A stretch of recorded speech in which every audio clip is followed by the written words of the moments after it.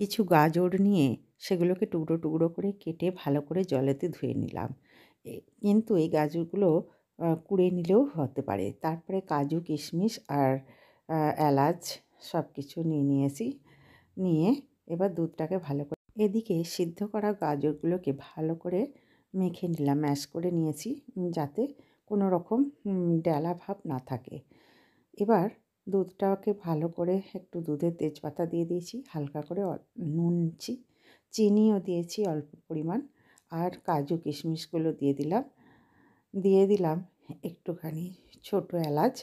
সব রকম দিয়ে দুধটা নাড়াচাড়া করতে থাকলাম। ভালোভাবে দুধটা বেশ ঘন ঘন হয়ে এলে আমি তাতে দিয়ে দিলাম ওই সিদ্ধ করে রাখা গাজরগুলো।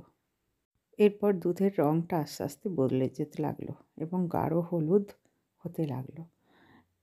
ক্ষীর মতো হয়ে যাওয়ার পর একটু তাতে দিয়ে দিলাম গাওয়া ঘি। এবার আরও ভালোভাবে নাড়াচাড়া করতে থাকলাম এবং ফোটাতে দিলাম। এবার ভালো করে ক্ষীর মতন হয়ে গেছে। এবার আমি নামিয়ে নেব। এরপর আমরা খেলাম পরোটা আর বাঁধাকপির তরকারি, তার সাথে গাজরের হালুয়া। আপনারা অন্য কিছু জিনিস দিয়েও বা শুধু এটা খেতে পারেন। দারুণ টেস্টি এবং মিষ্টি।